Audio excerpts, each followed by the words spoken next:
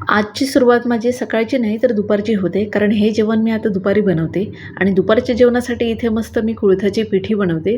तर मस्त इथे फोडणीमध्ये मी राई, जिरं, हिंग, लसूण, मिरची हे ॲड केलं. त्यानंतर कांदा ॲड करून चांगला परतवून घेतला. मग थोडीशी हळद ॲड केली आणि जी पिठीचं पाणी बनवलं होतं मी ते ॲड केलं आणि चांगलं परतवून घेतलं आणि शिजवायला ठेवून दिलं. आता ह्यामध्ये मला गरज आहे ना तितकंच पाणी ॲड केलेलं आहे, जास्त प्रमाणात नाही.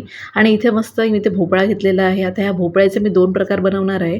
तर एक म्हणजे भोपळ्याच्या सालीची चटणी आणि दुसरं म्हणजे ह्या भोपळ्याचा रायता. तर इथे ना मी सर्वप्रथम धुवून घेतलेला आहे भोपळा छान व्यवस्थित आणि त्यानंतर त्याची सर्व सालं काढून घेतली मी. आणि ह्या सालीची चटणी आहे ना तुम्ही फ्रीजमध्ये ठेवून ना 3-4 दिवस आरामात खाऊ शकतात आणि डाळ भातासोबत तर उत्तम आहे आणि खायला पण अगदी चविष्ट लागते. तर इथे मस्त मी सालं काढून घेतली आणि मग छोटे छोटे काप केले. तर एका साईडला मी इथे भोपळा पण बॉईल करायला ठेवला होता. मग इथे मी चटणीसाठी फोडणी देते. तर थोड्याशा तेलामध्ये थोडंसं जिरं आणि हिंग ॲड केलेलं आहे, थोडीशी हळद आणि आपले जे कापलेली जी सालं आहेत ती ॲड केली. नंतर मसाला आणि मीठ ॲड करून चांगलं परतवून घेतलं. थोडी ही सालं शिजली ना की मग आपले तीळ टाकायचे मस्त व्यवस्थित असे आणि चांगले तेही परतवून घ्यायचे. आणि एका साईडला बघितलं तर भोपळा पण मस्त शिजला होता. मग त्यानंतर ना हे सर्व थंड झालं होतं आणि मिक्सरच्या भांड्यात काढून घेतलं आणि चांगलं मी फिरवून घेतलं.